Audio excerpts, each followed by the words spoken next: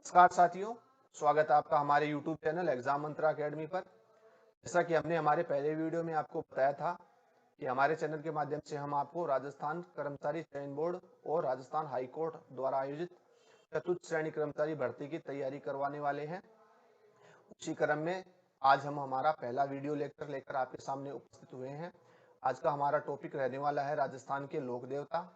और लोक देवता से मेरा ख्याल है कि एक या दो क्वेश्चन आपके पक्का आएंगे।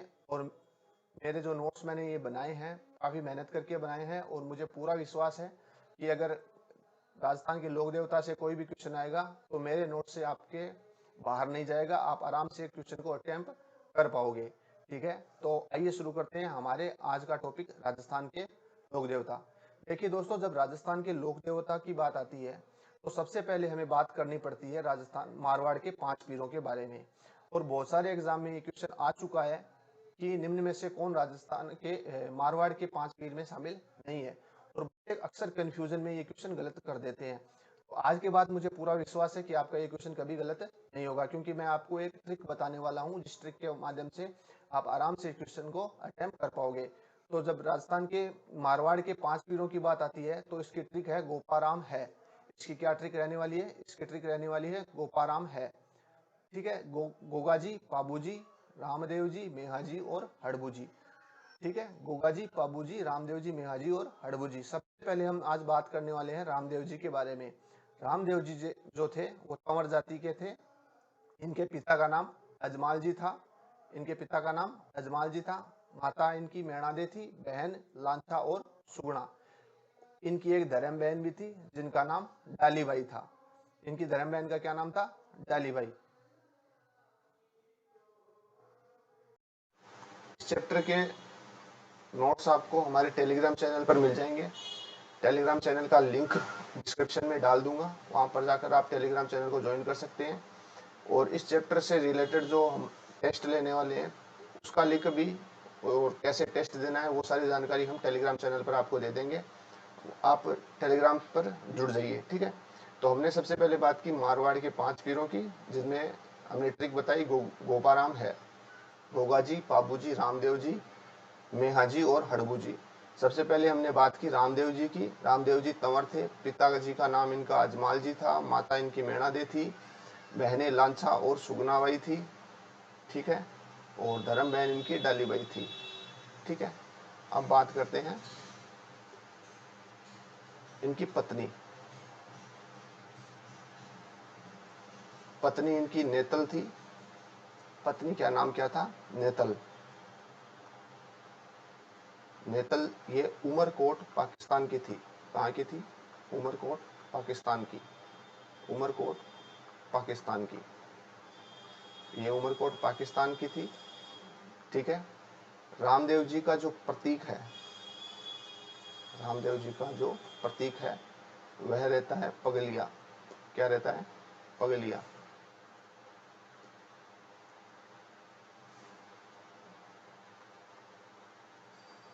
आप कभी रामदेव जी के मंदिर गए होंगे तो आपने देखा होगा कि इस तरह का एक प्रतीक पड़ा रहता है। ठीक है, उस पर ऐसे पांव के ऐसे चिन्ह रहते हैं, इस तरह से। ये इनका प्रतीक होता है, जिसे क्या कहते हैं? पगलिया। इसे क्या कहते हैं? पगलिया। ठीक है, रामदेव जी का जो घोड़ा था, रामदेव जी का जो घोड़ा था वो क्या क्या था? लीला घोड़ा था। ठीक है, अब बात करते हैं रामदेव जी के जन्म के बारे में। रामदेव जी का जो जन्म है वो भाद्र शुक्ल द्वितीया को हुआ था, दूज को हुआ था। इनका जो जन्म हुआ था वो हुआ था उड़ू कश्मीर गांव, उड़ू कश्मीर गांव, शिव तहसील, शिव तहसील बाड़मेर। इनका जो जन्म हुआ था वो हुआ था भाद्र शुक्ल द्वितीया को उड़ू कश्मीर शिव तहसील बाड़मेर में। इस उड़ू कश्मीर गांव को रामदेवरिया भी कहते हैं। रामदेवरिया। इस उड़ू को काश्मीर गांव को क्या कहते हैं, रामदेवरिया भी कहते हैं। और शिव तहसील के जो वर्तमान विधायक है वो रविंद्र सिंह जी भाटी है। ठीक है, अब बात करते हैं रामदेव जी के मंदिरों के बारे में। रामदेव जी के मंदिरों के बारे में, तो इनका एक मंदिर सूरत खेड़ा,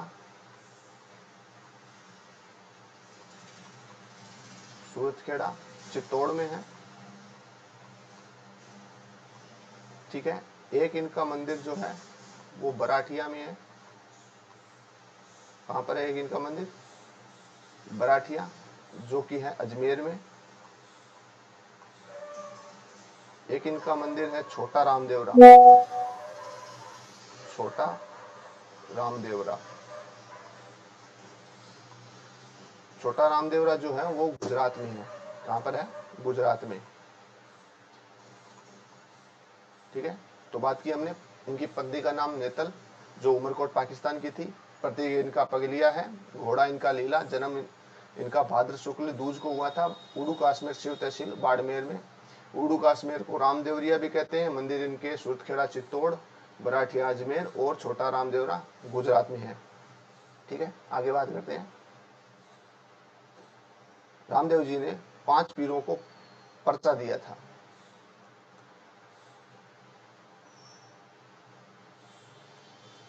पांच पीरों को पर्चा पर्चा इन्होंने दिया था, पर्चा बावड़ी।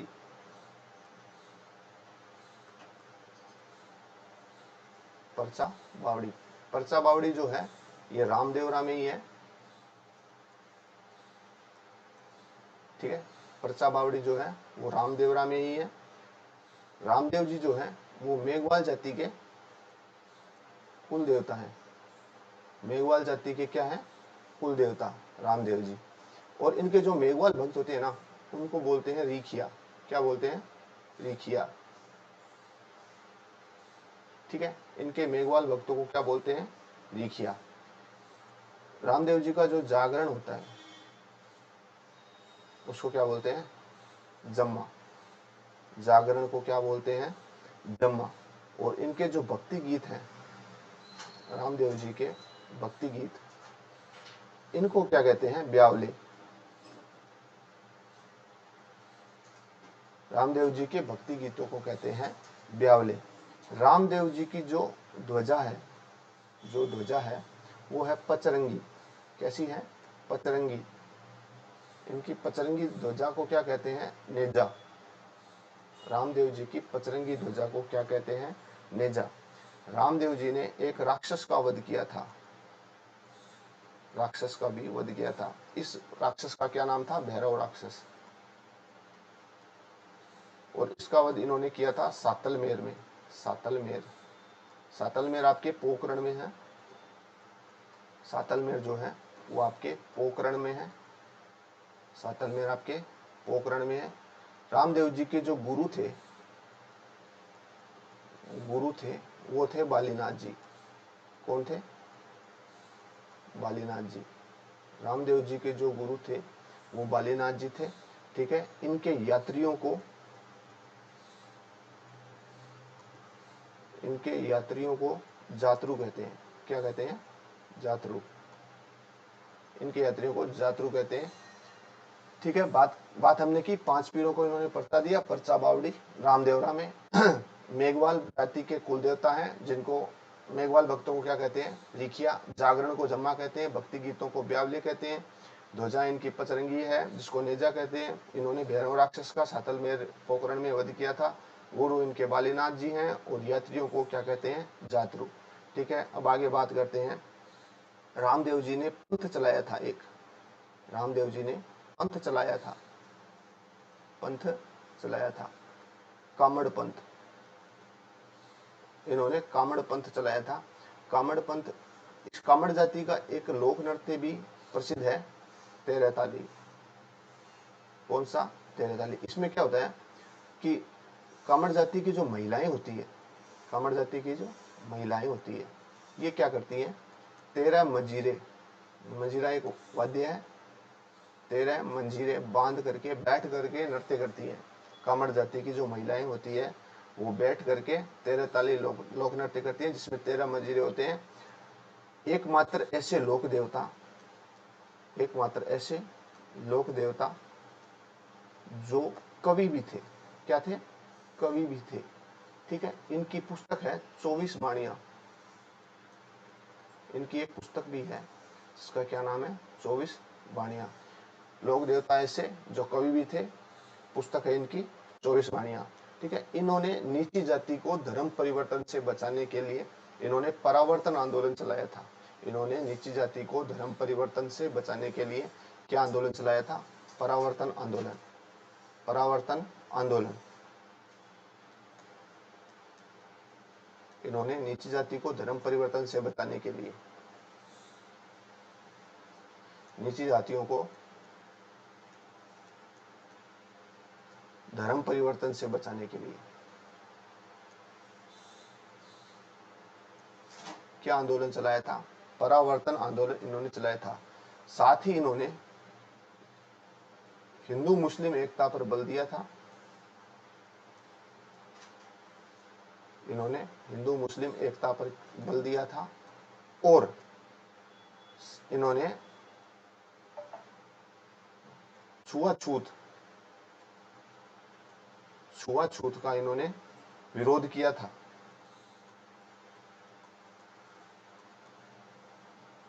छुआछूत का इन्होंने क्या किया था? विरोध किया था। ठीक है। तो रामदेव जी को और कुछ अन्य नाम से भी जाना जाता है। इनको पीरों के पीर, पीरों के पीर, कृष्ण के अवतार, कृष्ण के अवतार और अर्जुन के वंशज, अर्जुन के वंशज। पीरों के पीर, कृष्ण के अवतार, अर्जुन के वंशज और कुष्ठ रोग के निवारक, कुष्ठ रोग के, कुष्ठ रोग के निवारक। तो देखिए दोस्तों, हमने रामदेव जी के बारे में अब तक जो पढ़ा, मैं एक बार आपको सरसरी तौर पर वापस बता देता हूं कि हमने बात की मारवाड़ के 5 पीरों की। 5 पीरों की ट्रिक मैंने बताई, गोपाराम है। ठीक है। गोपा जी, पाबू जी, रामदेव जी, हड़बू जी, मेहा जी। ठीक है। रामदेव जी के पहले, सबसे पहले हमने बात की रामदेव जी के बारे में। रामदेव जी जो थे वो तंवर जाति के थे। पिता का नाम इनके अजमाल जी था, माता इनकी मेणादे थी। बहनें इनकी जो थी लालछा और सुगनाबाई थी। धर्म बहन इनकी डालीबाई थी। ठीक है। एक मिनट। उसके बाद में हमने बात की, पत्नी इनकी नेतल थी, उमरकोट पाकिस्तान की थी। प्रतीक इनके पगलिया हैं। ठीक है। घोड़ा इनका लीला था। इनका जन्म भाद्र शुक्ल दूज को हुआ था, उड़ू काश्मीर शिव तहसील बाड़मेर में। मंदिर इनके सूरतखेड़ा, चित्तौड़, बराठी अजमेर, छोटा रामदेवरा गुजरात। ठीक है। बाद में हमने बात की 5 पीरों को पर्चा दिया था इन्होंने, पर्चा बावड़ी रामदेवरा में। मेघवाल भक्तों को क्या कहते हैं? रिखिया। मेघवाल जाति के क्या है? कुल देवता। जागरण को कहते हैं जम्मा और भक्ति गीतों को क्या कहते हैं? ब्यावले। ध्वजा इनकी है नेजा।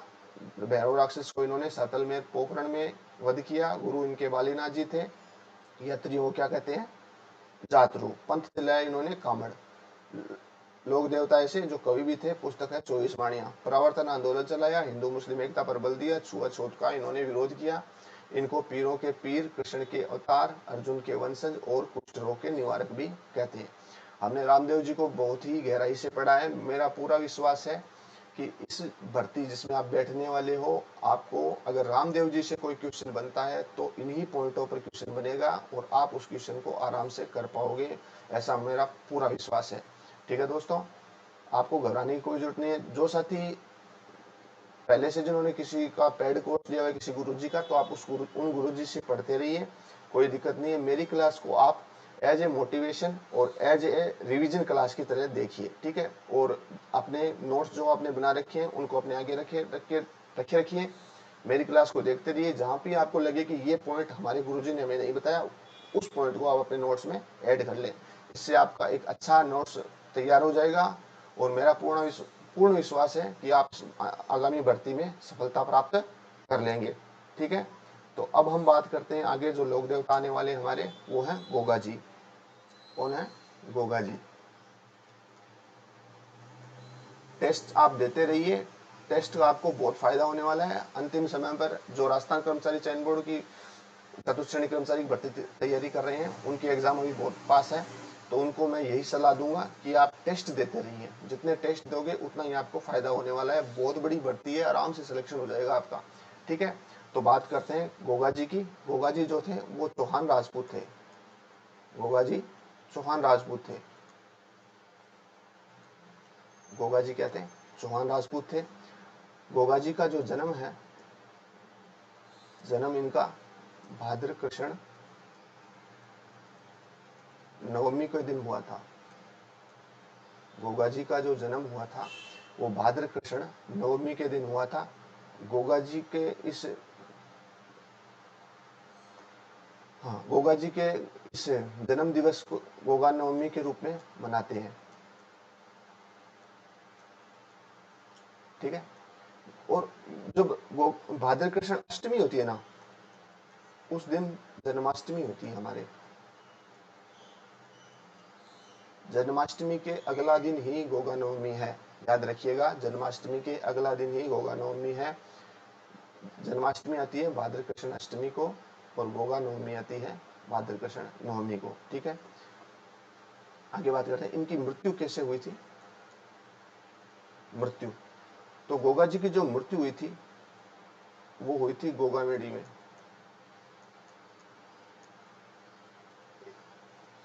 गोगामेडी जो है वो नोहर हनुमानगढ़ में है।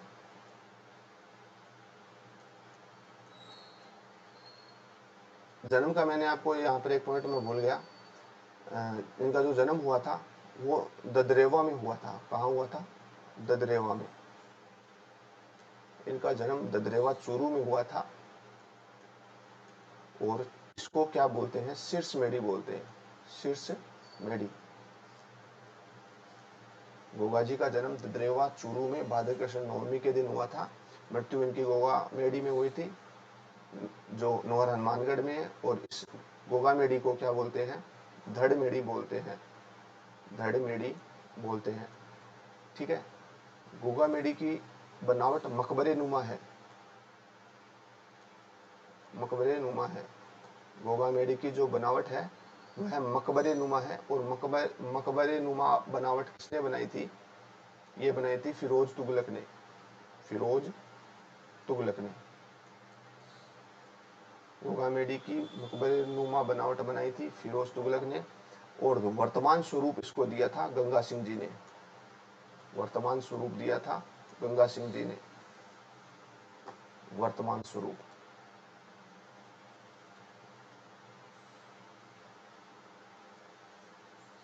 वर्तमान स्वरूप दिया गंगा सिंह जी ने। गोगा मेडी के शीर्ष द्वार पर बिस्मिल्लाह लिखा हुआ है।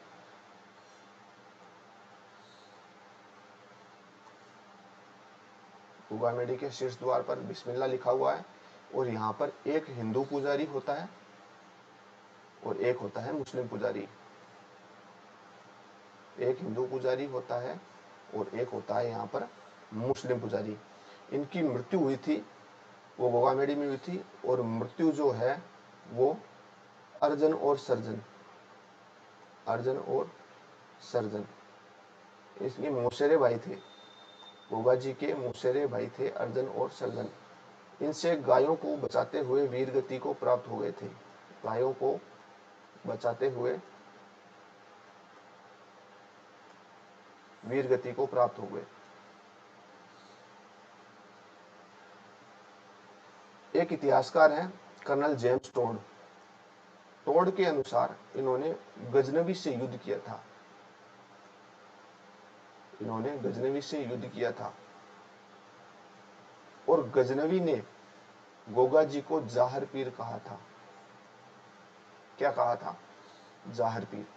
टोड ने कहा कि गजनवी से इन्होंने युद्ध किया था और गजनवी ने इन्हें जाहर पीर कहा था।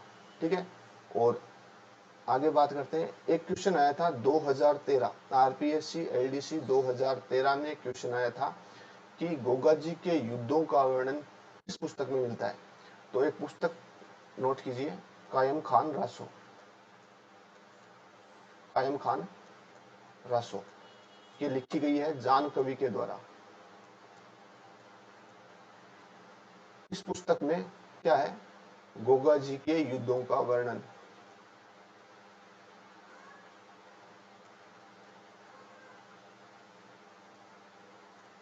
गोगा जी के युद्धों का वर्णन हमें कहाँ मिलता है, ये हमें मिलता है कायम खां रासों में। ठीक है, गोगा जी के जो भक्त हैं उनके द्वारा सांकल नृत्य किया जाता है, सांकल नृत्य किया जाता है। और अगर वाद्य यंत्र पूछे आपसे कोई, वाद्य यंत्र पूछे आपसे कोई, तो आप बता देना डेरू। गोगा जी के भक्तों का जो नृत्य है वो सांकल है। और वाद्य यंत्र अगर कोई पूछे तो आप बताओगे कि डेरू है। एक नगर पालिका की वैकेंसी थी, उसकी एलडीसी भर्ती में क्वेश्चन आया था कि गोगा जी की पत्नी का नाम क्या था। गोगा जी की पत्नी का नाम क्या था, गोगा जी की पत्नी का नाम, इनकी पत्नी का नाम नेतल था। ये क्वेश्चन भी आया हुआ है कायम खां रासो, जान कवि, गोगा जी के युद्धों का वर्णन। और ये क्वेश्चन भी आया हुआ है कि जहार पीर, जहार पीर किसने कहा था, गजनवी ने कहा था। ठीक है, ये क्वेश्चन आए हुए क्वेश्चन मैं आपको बता रहा हूँ। एक टर्म आती है गोगा बप्पा, एक टर्म आती है गोगा बप्पा। गोगा बप्पा क्या है, जो गोगा जी की नीली घोड़ी है ना, उसको गोगा बप्पा कहते हैं। गोगा जी की नीली घोड़ी, इसको क्या कहते हैं, गोगा बप्पा कहते हैं। ठीक है, गोगा जी का जो मंदिर है वो खेजड़ी के पेड़ के नीचे बनाया जाता है। और मंदिर को क्या कहते हैं, थान।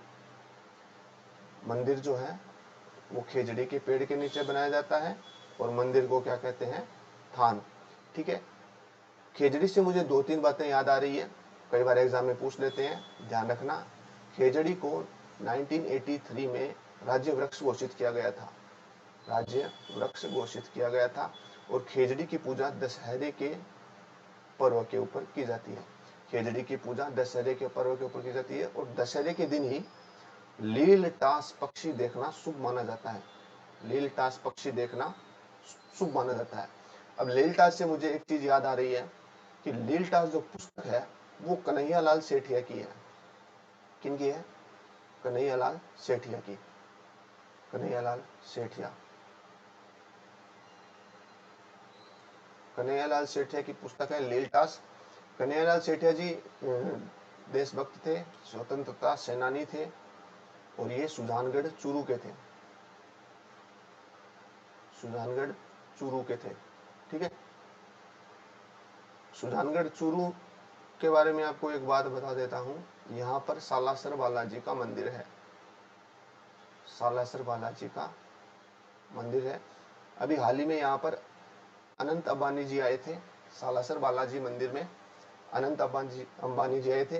तो हमने खेजड़ी से, खेजड़ी के बारे में मैंने आपको बताया कि इनका जो मंदिर है वो खेजड़ी के पेड़ के नीचे होता है और मंदिर को क्या बोलते हैं, थान बोलते हैं। ठीक है, और खेजड़ी के बारे में मैंने दो बातें आपको बताई कि 1983 में इसको राज्य वृक्ष घोषित किया गया था और दशहरे के पर्व के ऊपर इसकी पूजा की जाती है। दशहरे के पर्व के दिन लीलटास पक्षी देखना शुभ माना जाता है। और लीलटास जो पुस्तक है वो कन्हैयालाल सेठिया जी की है। लीलटास जो पुस्तक है वो कन्हैयालाल सेठिया जी की है, जो स्वतंत्रता सेनानी थे और सुजानगढ़ चूरू के थे। सुजानगढ़ चूरू में सालासर बालाजी का भी मंदिर है। गोगा जी के जो गुरुजी थे, गोगा जी के जो गुरुजी थे वो गोरखनाथ जी थे। इनके जो गुरुजी थे वो गोरखनाथ जी थे। इनके जो गुरुजी थे वो गोरखनाथ जी थे। गोगा जी को, गोगा जी का जो मेला है वह भाद्र कृष्ण नवमी के दिन ही भरता है, भाद्र कृष्ण नवमी, ये गोगा नवमी के दिन ही इनका मेला लगता है। आगे बात करते हैं। गोगा जी को सांपों के देवता, सांपों के देवता और गोरक्षक देवता कहते हैं, गोरक्षक देवता कहते हैं। सांपों के देवता और गोरक्षक देवता कहते हैं। इनके पुत्र है केसरिया कंवर जी, केसरिया कंवर। गोगा जी और केसरिया कंवर दोनों सर्पदंश के इलाज के लिए प्रसिद्ध हैं। ये सर्पदंश के इलाज के लिए प्रसिद्ध है। सर्पदंश के इलाज के लिए प्रसिद्ध है। तो हमने कितनी बातें की? सांपों के देवता कहते हैं, गोरक्षक देवता कहते हैं, पुत्र इनके केसरिया कुंवर जी है। केसरिया कुंवर जी और गोगा जी दोनों सर्पदंश के इलाज के लिए प्रसिद्ध हैं। एक है गोगा जी की ओल्डी, गोगा जी की ओल्डी, ये जो है ये है सांचौर में, सांचौर जालोर। एक बार वापस रिवाइज करते हैं गोगा जी के बारे में। गोगा जी जो थे चौहान राजपूत थे। इनका जन्म भाद्रकृष्ण नवमी को गोगा नवमी के दिन हुआ था। जन्म इनका ददरेवा चूरू में हुआ था। ददरेवा चूरू को शीर्ष मेडी कहते हैं।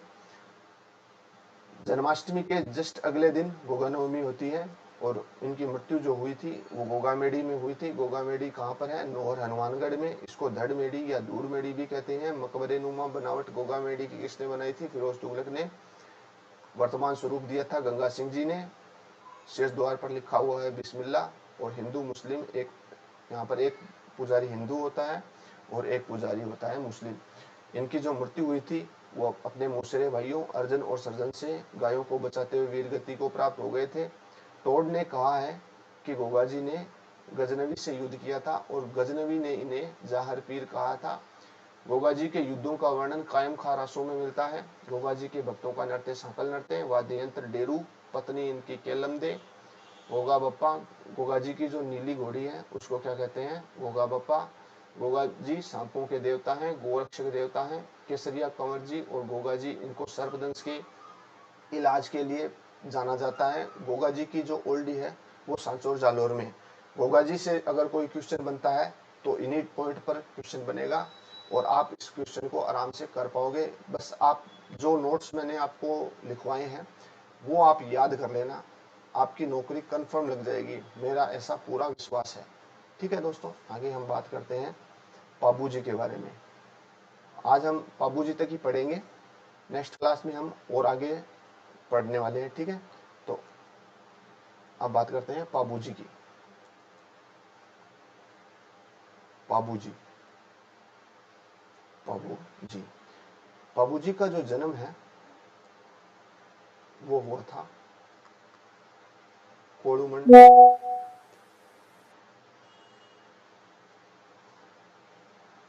इनका जो जन्म हुआ था वो हुआ था कोड़ूमंड फड़ोदी, कोड़ूमंड फड़ोदी। इनका जो जन्म हुआ था वो हुआ था कोड़ूमंड फड़ोदी में। ठीक है, अगर इनकी पीठ की बात करें हम, पीठ की बात करें तो वो भी कहाँ है? कोड़ूमंड फड़ोदी। कहाँ पर है? कोड़ूमंड फड़ोदी। ठीक है, इनकी जो मृत्यु हुई थी वो अपने बहनोई जिंदराव खिची से गायों को बचाते हुए, देवल चारणी की गायों को बचाते हुए, देवल चारणी की गायें थी, इन गायों को बचाते हुए वीरगति को प्राप्त हो गए थे। युद्ध हुआ था इनका जिंदराव खिंची, जिंदराव खिंची से, जिंदराव खिंची। ये इनके क्या थे? बहनोई थे। जिंदराव खिंची से गायों को बचाते हुए वीरगति को प्राप्त हो गए थे। इन्होंने 7 थोरी भाइयों को शरण दी थी। थोरी भाइयों को शरण दी थी। 7 थोरी भाइयों को शरण दी थी। पाबू जी की घोड़ी, ये क्वेश्चन आया हुआ है। ठीक है ना, इनकी जो घोड़ी है वो है केसर कालमी। पाबू जी की जो घोड़ी है वो केसर कालमी है। और सबसे पहले मारवाड़ में, मारवाड़ में ऊंट लाने का श्रेय, ऊंट लाने का श्रेय किसे दिया जाता है? पाबू जी को दिया जाता है। किसको दिया जाता है? पाबू जी को दिया जाता है। मारवाड़ में सर्वप्रथम ऊंट लाने का श्रेय पाबू जी को दिया जाता है। पाबू जी को ऊंटों के देवता, ऊंटों के देवता, प्लेग रक्षक देवता, प्लेग रक्षक देवता, ठीक है। लक्ष्मण के अवतार, लक्ष्मण के अवतार और राव सिंह के वंशज, राव सिंह के वंशज, राव सिंह के वंशज। अब राव सिंह के अगर वंशज हैं तो ये किस जाति के हो गए? ये थे राठौड़। क्या थे? राठौड़। जोधपुर के जो संस्थापक थे राठौड़ वंश के, वो राव सिंह थे और राव सिंह के वंशज हैं पाबूजी। पाबूजी किस जाति के थे? राठौड़ जाति के थे। इनका जो प्रतीक है वो है झुकी हुई पाग, झुकी हुई पाग, अश्वारोही, घोड़े पर सवारी, घोड़े पर सवार और भालाचारी, हाथ में भाला लिए हुए। इनका क्या प्रतीक है? झुकी हुई पाग, अश्वारोही, भालाचारी, अश्वारोही और भालाचारी। घोड़ी का नाम है केसर कालमी। मारवाड़ में सबसे पहले ऊंट लाने का श्रेय पाबूजी को जाता है। इनकी फड़ सबसे लोकप्रिय फड़ है। इनकी जो फड़ है वह सबसे लोकप्रिय फड़ है। फड़ सबसे लोकप्रिय फड़ है, सबसे लोकप्रिय फड़ है, सबसे लोकप्रिय फड़, ठीक है। इस फड़ को कौन पढ़ते हैं? इस फड़ को पढ़ते हैं नायक भोपे। इस फड़ को पढ़ते हैं नायक भोपे। वाद्य यंत्र आपसे पूछे, रावण हत्ता, रावण हत्ता, ठीक है। रावण हत्ता वाद्य यंत्र पर पाबूजी की फड़ को नायक भोपे पढ़ते हैं। पाबूजी की जो फड़ है वह सबसे लोकप्रिय फड़ है और पाबूजी के जो गीत हैं, पाबूजी के गीत, पाबूजी के जो गीत हैं इनको पवाड़े कहते हैं। क्या कहते हैं? पवाड़े। और इन पवाड़े जो गीतों का वादन है वो माठ वाद्य यंत्र पर किया जाता है। माठ वाद्य यंत्र पर किया जाता है, ठीक है। रेबारी जाति के लोगों के द्वारा, रेबारी जाति के लोगों के द्वारा, ठीक है। एक है हरमल, हरमल, चंदा और डेमा। आपसे कोई पूछे कि हरमल, चंदा और डेमा कौन थे, तो ये पाबूजी के क्या थे? रक्षक थे। पाबूजी के रक्षक कौन थे? हरमल, चंदा और डेमा। इन्होंने 7 थोरी भाइयों को शरण दी थी। इन्हें लक्ष्मण के अवतार, राव सिंह के वंशज कहते हैं, ऊंटों के देवता, प्लेग रक्षक। इनका जो जन्म है कोड़ुमंड फड़ौदी में हुआ था। पीठ इनकी कोड़ुमंड फड़ौदी में ही है। मृत्यु इनकी देवल चारणी की गायों को जिंदराव खींची से बचाते हुए वीर गति को प्राप्त हो गए थे। 7 थोरी भाइयों को शरण दी थी। घोड़ी इनकी केसर काल में। ये क्वेश्चन बहुत बार रिपीट हो चुका है और हो भी सकता है, ध्यान रखना। केसर काल में घोड़ी पाबूजी की है। मारवाड़ में सबसे पहले ऊंट लाने का श्रेय पाबूजी को जाता है। इनको ऊंटों के देवता, प्लेग रक्षक देवता, लक्ष्मण के अवतार, राव सिंह के वंशज। जाति पूछे तो राठौड़ जाति के। प्रतीक इनका है झुकी हुई पाग, अश्वारोही, भालाचारी। सबसे लोकप्रिय फड़ है वो पाबूजी की है। इसको नायक भोपे, रावण हत्ता वाद्य यंत्र पर पढ़ते हैं। पाबूजी के जो गीत हैं उनको क्या कहते हैं? पवाड़े। ये माड़ वाद्य यंत्र पर गाए जाते हैं और रेबारी जाति के द्वारा गाए जाते हैं। हरमल, चंदा, डेमा ये पाबूजी के क्या थे? रक्षक थे।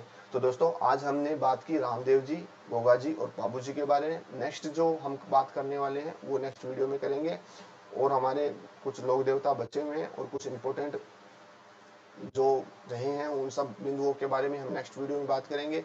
अगर आपको हमारा ये वीडियो पसंद आया तो हमारे वीडियो को लाइक कीजिए, हमारे चैनल को सब्सक्राइब कीजिए और बेल आइकन प्रेस कर लें ताकि फ्यूचर में जो भी वीडियो आएगा उसका नोटिफिकेशन आपको मिल जाएगा। इस जो आज हमने पढ़ाई की है इसके नोट्स आपको हमारे टेलीग्राम चैनल पर मिल जाएंगे। टेलीग्राम चैनल का लिंक भी मैं डिस्क्रिप्शन में डाल दूंगा, तो वहां पर जाकर के आप हमारे टेलीग्राम चैनल को ज्वाइन कर सकते हैं। तब तक के लिए पढ़ते रहिए, आगे बढ़ते रहिए। धन्यवाद। जय हिंद, जय भारत।